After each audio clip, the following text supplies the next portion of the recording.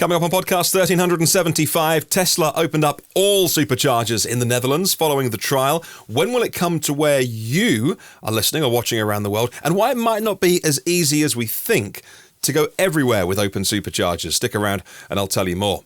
Also on the podcast today, we're talking about the Chevy Bolt investigation being over, new chargers from Volta in the US, a new information centre opening up in Canada for EVs, and you're not going to believe the size of the Hummer EV battery. That's going to be our first story today. Don't go anywhere. Good morning, good afternoon, good evening. Wherever you're listening around the world, welcome to EV News Daily. My name is Martin Lee, and it's my job to go through every EV story, hundreds a day, so you don't have to. I'm here to save you time. Give me 20 minutes or so. I'll give you the world of EVs every single day. Hi to a new Patreon producer. That'll be you, Paul. Paul Griffin signed up to be a producer of the show, and you can too. Have a look at Patreon. patreon.com/EV News Daily. All right, that headline story coming next from Tesla about opening up the superchargers for more non-Tesla owners. But first, EPA documents tell us more about the Hummer EV, revealing more specs about the Hummer. The EPA now have their preliminary test document available, and it reveals the stats about the vehicle. We knew some stuff already, but there's some hard information in here, and then we're going to speculate a little bit about what it could mean. The new electric truck will go 329 miles on a single charge. Now that's a big number for such a big heavy truck, but I'll tell you how they get there by using 212.7 kilowatt hours of usable energy. Woo! I look so down after that. It's fine, I'm okay. 212, that's massive! That is a lot of cells being used. And of course, every time you use a cell, there is a general shortage of batteries, in the world for everything that we could do with them. It's more vehicles you can't make, so the more you have to put in a vehicle, the fewer vehicles you can make. They are expensive, 100 grand plus 110,000 for the first edition, I think, of this Hummer, but still, 212 kilowatt hours is enormous. 47 mpge combined. The Hummer is heavy, 9,063 pounds. The battery alone, 3,000 pounds. It's like carrying around a Honda Civic as the battery pack. Well, according to Car and Driver website, General Motors claimed the pickup would do 350 miles on a charge. They mentioned 200 kilowatt hours, so off on that, they'll do slightly less than they promised, with a slightly bigger battery than was promised. According to EPA filings, writes Car and Driver, the Hummer will achieve a 329-mile EPA combined range, consuming electricity at 47 mpge, 33% less than something like Rivian's 70 mpge rating. Now we know more details about the vehicle, we can start to work out more about the battery. Now, Car and Driver have done some maths on this. Let's try and work out what they've done. They say that the data shows a battery capacity of 617 amp hours. They've multiplied 400 volts to get the number 246.8 kilowatt hours gross, to equate with the double-stacked battery. That's how they're doing it. Two 400-volt packs, double-stacked, 800-volt charging, and 400-volt charging when you're on that kind of charger. So that would, I don't know the nominal pack capacity, voltage rather, of those Ultium cells. It could be that they're bang on 400, or it could be that they're 390 or 410. Tesla's run about 350. My MG ZS EV runs at about 450. So voltage can change a lot when it's called a 400-volt system. So, hey, Car and Driver might have that. It might be bang on 400 volts, or it might be up or down slightly. So that gross figure of 246.8 kilowatt hours isn't set in stone, but I've got to sit down again. Woo! That's a big old battery. All right, let's move on. We'll talk about next. In the Netherlands, headline story, Tesla announcing that all of its supercharging stations there are now open for use by non-Tesla EVs. The Netherlands is the first country where Tesla launched the non-Tesla supercharger pilot back in November with 10 stations, and the first where the full opening has now happened. Now, they followed that up with Norway and France. So does that mean Norway and France will be next with opening up all of their stations? Many more stations, of course, in Norway and France than the Netherlands. There's about 35 Tesla supercharging stations there, more being built this year. Or, what do you think? Will Tesla then go more trial? So leave Norway and France in a small trial and then expand, do Germany, do Spain maybe, and then when they're in the trial, in the pilot, open up France and Norway everywhere, or maybe they'll do the trial in more countries before doing that. What do you think? Let us know in the comments below your theories on how that will happen. And it's not going to be simple because, for instance, here we have some rules that mean open DC fast chargers or CCS chargers need to have a credit card reader on so that anybody, whether they have a mobile phone that can have apps, and let's face it, most people have mobile phones that can have apps, can turn up to a charger, do Apple Pay, touch their card, whatever. Now, I can't see Tesla adding card readers to all of their chargers. In fact, I'd bet my house on Tesla will not add card readers to all of their chargers in the UK. I need to check whether that is actually law or whether it's, like strong guidance in 2022. I don't know whether that actually comes into effect. I'll check with someone who does know.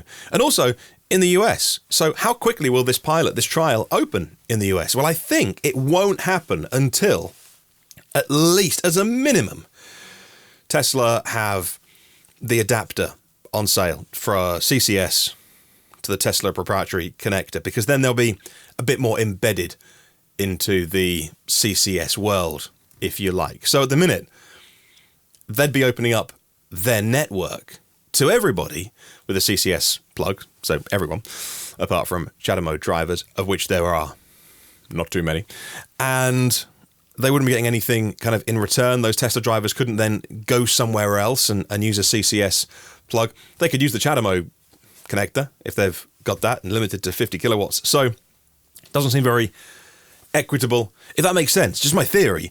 I don't think they would do that and say, hey, everyone come and use our network. Meanwhile, their drivers can't use other networks. So I think they would wait for that adapter to be officially on sale in the Tesla store. Yes, I'm aware they're selling it already in, I want to say Mexico, but the brain's a bit dead today. I think it's where the official Tesla one is on sale. There's a third-party one as well. I think it's not kind of officially sanctioned, but still, what do you think about the time frame for the rollout with all those variables? I would love to know from you in the comments below. Now, staying with Tesla, but going to cells in Cato Road, where their pilot line facility is, making their own battery cells, not just a partnership with Panasonic, but doing it themselves, which if you're a Tesla fan, you'll know. The larger form factor, 4680 cells, the big baked bean tin cells. Tesla want to make them themselves and be a proper cell manufacturer. New leaked document, which looks legit, but it's a bit like, I have a friend who has a sister-in-law whose crazy uncle saw on Facebook that actually they're doing really well. It was leaked from a forum. The document looks legit, but anyone can Photoshop up a legit-looking document. Let me tell you what it is. Feel free to ignore this, because it's not coming from Tesla. But a leaked document says that on the 22nd of January, when this person was, they say, showed this document, they've got the stats for how many cells they were making. 13 of the 14 machines had very good production yields, above 90% of the cells being good. We see on this list a list of defects which cause batteries to be bad and not eventually going into a car or home storage. The leading cause, 1.4% of the cells were classed as the flap folding in the cathode. Oh, that sounds painful. You don't want that. Followed closely by a single wind cut position recovery on the cathode. Oh, terrible, Tesla. Schoolboy error. What does that mean? If it's accurate, 1 day of production would make about 10 Model Ys. Ish. So they're not making many of these cells at all at the minute. So when they say, oh, we're going to start shipping Model Ys from Texas, well, they will with the 4680 cells, because they said they will, unless they backtrack on that and use 2170s. But it's not going to be thousands of vehicles a week at this run rate of cell production. This person also claims that they were told 1 million good cells are currently stockpiled. I wonder where they are. And wonder how long you can keep them for, and at what state of charge. Oh, questions. However, even 1 million cells would be enough for about 1,500 Model Ys. And so that's the scale of the challenge for Tesla ahead. So yeah, it sounds big, doesn't it? 1 million of these cells stockpiled, but you're going to burn through those within a week. And then you need some more. So let's move on. Fisker continues to work towards the start of production of the flagship car, the Ocean EV. Looks really good. Can't wait to see it. And as always, until they do release the car, we don't give them too much airtime on this podcast. However, they're now taking reservations for their second model. It's called the Pear, P-E-A-R. It's a compact 5-passenger urban EV, they say. They want to get it in below $30,000 US pre-incentives, right? So that if you do qualify for the $7,500 federal tax credit and it's still around at the point of this car arriving, and they haven't made their first one yet, in theory, you're already at $22,500, then there's local incentives. I mean, that would be amazing. It's easy to put a press release out and take reservations of $250 down, securing your spot in line for the urban EV. They say, Fisker say, from the Electrek website, I see their quote, "The all-electric Fisker Pear blends sustainability, technology and design into a digitally connected compact 5-passenger urban EV, featuring intuitive controls, sporty driving, clever storage and a focus on industry firsts." I wonder what they are. The Fisker Pear will start at $29,900 before taxes and incentives in the US. The first vehicle, the Ocean, starts production this November. So, look, we try to limit how many stories we do of Jam Tomorrow, but this is a lot of Jam Tomorrow, this story. But people are interested in Fisker, so I'm bringing you the story. Now, a car that is indeed out, but not being made right now, is the Bolt and the Bolt EUV. But if you are one of those customers or you know somebody, you might be interested to know that the official investigation, at least, into the battery fires has now been closed.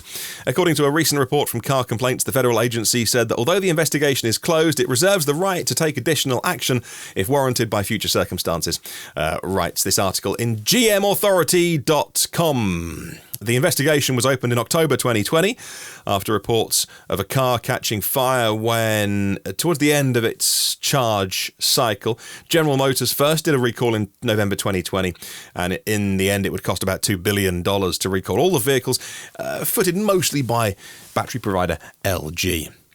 The new batteries going in have an 8-year warranty and an 8-year warranty in Canada. Now, we'll talk about Volta charging. More EV drivers charging their cars on Volta chargers when they stop by a Walgreens. They're adding 1,000 DC fast charging stalls to 500 locations. So, if it's easy math, that's 2 chargers per Walgreens, but it might not be. There might be some 1s and some 3s. I don't know. They started working together back in 2019. 49 stores currently have Volta stations, but they're adding 500 more locations. And I can't, for the life of me, find more details about what this DC fast charging is. On their press release, Volta say, with high-impact, large-format digital screens, Volta stations double as an innovative digital out-of-home advertising opportunity, allowing brands to reach shoppers seconds before they enter a store to make a purchase, simultaneously driving measurable business results and environmental impact. And it will be used by Walgreens for the ads. But whether these are 50s or 100s or 150s, I don't know. I couldn't even find the specs on the Volta site. I'll carry on having a look. But whatever that is, say they're 50s, say they're 50 kilowatt units. That's probably about right, because when you stop at a shopping destination, how long are you stopping for? I mean, unless it's a large store, not an hour and a half or 2 hours. Less time, you don't want a slow level 2 charger. So it's good news. And you know what? I think dwell time, I've seen all the research over the years on this, dwell time does increase when you're charging, because you think, I'll have a little wander around here and I'll spend some money in that coffee shop, or I'll buy some stuff by the cash register or whatever. So it's great news for anything commercial to do with retail to add chargers. It's been proven so many times your customers will spend more money. Now, an electric vehicle organisation in Canada awarded $300,000 from the federal government to establish a resource centre to encourage people to go EV in Newfoundland and Labrador. John Seary is the co-founder of Drive Electric NL and is going to spend the money as part of the Natural Resources Canada program to raise awareness of EVs, saying that the resource centre is going to open in April and will help get people familiar with driving a car. In that part of the world, EVs are really not seen very often. Most people run their cars on combustion, and so that presence will do a lot to help educate and reassure people they can go EV. Meet and greet opportunities with current EV owners, and a simple conversation with an owner is more effective than maybe seeing a ton of advertising if you are still in doubt. Yeah, I think that's a great bit of news. I'd love to see more things like this, because in the grand scheme of what's being spent on electrification, 300 grand for this EV centre is not a huge amount of money, but it will do a huge amount of good. Just think about, if you're an EV driver already, think about the amount of times someone's talked to you. I mean, it's a cliche, but it's true. The first question we were all asked, how far does it go? Like, every time, how far does it go? Oh, okay. But people genuinely want to know. And often it's that one-to-one process of talking to people about how it would fit into their lives, how it fits into our lives, the pros and cons, etc. So that's great news. Now, the car industry in the UK is calling for an EV watchdog, the SMMT, which represents all car makers. Not all. Tesla aren't part of their club, but they're a lobby organisation that they speak on behalf of the auto industry, saying that we need in the UK a regulator to monitor the charging market, calling on the government to set up a new regulator. They've called it off charge because all of the regulators are called off something over here. So the Office of Office of Charging, off charge, to monitor the markets, things like charging points, reliability and pricing. They say that charge points remain critical to consumer confidence and are relied upon by commercial fleets, as well as a third of British households that don't have designated off-street parking. And on this instance, and I've disagreed with the SMMT a lot over the years because it's their job to be the voice of the car industry, and for years the car industry did not want to go EV. So they talked anti-EV for a long time. And then when the car industry decided, whoa, we got to go EV, of course, the lobby organisation became pro-EV overnight. But maybe not overnight, but still, I've not always seen eye to eye with them. On this case, I completely agree. Do you or not? Now, let me use some history. I've spent my entire adult career working in a regulated industry, and it's fine. In the 1990s, around 91, 92, the Radio Authority was set up. So I worked under the Radio Authority. And then early 2000s, that became Ofcom, the Office of Communications, and they oversee more than just radio. But even then, so I'm used to working. Like, my career has been in a regulated industry because FM frequencies are a finite resource. So if you have a license to be an FM radio station, that is in the public interest. You know, doing news, travel news, weather, local information, etc. Whether I was running local or national radio stations at the time, you were always regulated. And again, the same goes for just ensuring that what is something in the public good, that the public need, is regulated. And it wasn't a heavy touch regulator, but if, for instance, we'd added a new song to the playlist and we'd got the CD single out and track 1 was the radio edit and track 2 was the sweary version, and for whatever reason the sweary version went out at 8 o'clock in the morning and kids were listening, you knew a call from the regulator was coming because they would get complaints and you would have to explain how it happened, your processes, what you were doing to change it. It kept you honest. It kept you on your toes. Working in a regulated industry is fine. Can you imagine working at a charge point operator today, seeing the news that people are campaigning for a regulator? You'd say, whoa, no thanks. We don't want someone telling us how to run our business. Let the free market decide. But it's not a free market. Land isn't just available anywhere. Pricing, at the minute, there's only a handful of charge point operators. It's not like there's one on every corner. Pricing needs to be controlled. But more than that, because I don't mind turning up to a station that I really need to use, it's more expensive than charging at home. And that's fine. I just want it to work. And so they should be monitoring reliability.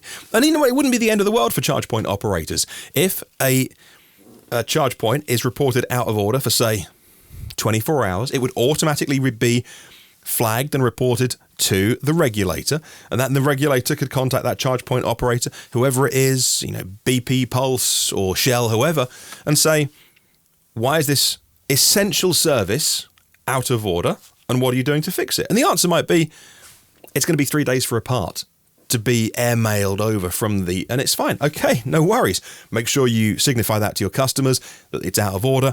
Here's the date we want to fix it by. It's not an onerous thing being part of a regulated industry. I'm wholly for it. And that's all I've experienced in my adult working life. That would be fought tooth and nail. The charging companies do not want to be told how to run their business, and they don't want to have their feet held to the fire when their chargers don't work. Okay, let's move on. The moment for hydrogen fuel cell passenger cars to play a major part in transportation of individual passenger transport has passed, says a new independent report. The window of opportunity is now closing for heavy goods vehicles as well. This published was in Nature Electronics, and the author from the Institute for Systems and Innovation Research has said that they're free of any competing interest. The funding behind this is not behind anybody who has a vested interest, but is this report argues that with the improvements in battery range and charging speed and capability, battery electric vehicles have cancelled out the idea of a fuel cell vehicle for personal transport. And it recommends any policymakers must focus all of its efforts on promoting EVs. Now, we've seen this from VW. Publicly said, we're not looking at hydrogen anymore. It won't work for public personal transport. Even in trucking, where the need for large battery packs is a limiting factor because the batteries get heavy, it reduces the payload, also you can't go as far.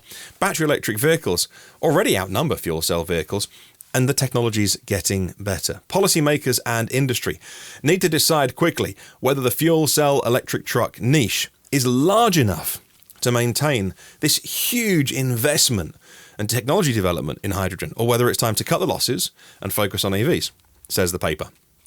Not all bad for hydrogen. They do say that their fuel cell technology has a future in aviation, shipping and steel making. And I completely agree with that. How many times have we heard politicians, or just your crazy uncle on Facebook, say, oh, you know, we are moving towards a zero emission future with battery electric vehicles and fuel cell vehicles. And they just kind of lump them all in. And you talk to people, they're like, oh, well, hydrogen's the future, isn't it? It refills in 2 or 3 minutes. Yeah, but then you can't use that pump for 20 minutes while the station refills itself. But hey, let's not go down that route. But so many politicians and officials around the world will talk, and they've just been briefed by their advisors, their specialists, and they just keep talking up hydrogen like it's like some sort of magic solution. I'm sure there's big lobbying going on as well behind the scenes. All right. Let's talk about one of the craziest things I've read in weeks in putting this show together. Toyota. Hi, Toyota. They've shown up to the party late, but with only one tin of beer, in other words, one car. And they've turned up to the party. Everyone's having a good time. Nobody noticed that Toyota weren't at the party. And when they did show up, the BZ4X looks pretty average. However, they have turned up to the party late with a patent application, and that is for their vision of the future with electric vehicles. A fake manual gearbox. Let me explain. You don't need a gearbox in EVs. You might have a transmission, like 2-speed EVs, does it all for you. But the idea of you changing gear in an EV is now redundant. However, one of the new applications Toyota has been granted is for a clutch pedal and gear shift functions behind the steering wheel so that you can drive an EV like you would a petrol car with a manual gearbox. Because why Toyota? As per the images, Toyota would have a traditional looking dial on the dashboard showing which fake gear you're in, writes carthrottle.com. Drivers can choose between using the clutch pedal with your leg or the gear lever with your hand, using the flappy paddles behind the steering wheel, because why Toyota? And the madness of this, apart from it just being bonkers, obviously, is that somebody at Toyota went to work that day and went, you know, EVs are great because they don't have gear changes, because they've got instant torque. So no matter from 0 RPM, but even at 30, 60, 90 miles an hour, you floor it and you just go, yeah? EVs are great, instant torque, amazing. I've got an idea to make it worse. How about we simulate through software, not actually changing the motor, having that torque available at all times, right? Because that's what the motor can do. But making people use 6 gears so that if they want to overtake on a single lane road, they've got to shift down 3 gears into the fake rev range to overtake that car and then go up through the gears again. Because you wouldn't actually get... I'll stop now. I don't hate Toyota. I know it sounds like I hate Toyota. I don't hate Toyota. They just hate EVs, don't they? They're just trying to make them as worse as possible because they don't want to make any. Now let's talk about EV chargers in Australia finally getting bidirectionality. Is that a word? I think it is.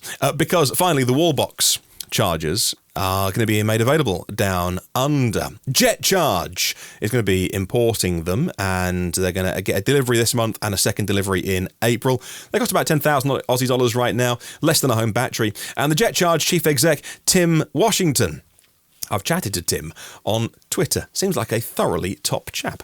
Let's get him on the podcast. Says that the price will fall by more than half within a few years as they become more common. The process of getting these bidirectional chargers certified in Australia was long and winding. Had to be certified by safety standards. Yep. And then a hardware tweak, and then they had to be recertified again. But now they've got there, and even though there's one more certification coming, it will do, so they're going to start selling these wall boxes. Yeah, they're made by Wallbox. They use CHAdeMO, 7.4 kilowatt, I think it is, in both directions. It's a decent amount of juice you can pull from a car, but I mean, it's CHAdeMO, so you're limited. But still, I've often wondered. I want somebody on it with a YouTube channel to do this, and if not, I'll do it myself. Could you buy the worst Nissan Leaf you can find on the internet? Because even then, it's going to have a bigger battery than a home battery. I mean, I'm talking X-Taxi, the seats are ripped up, it stinks, because you're never going to drive it.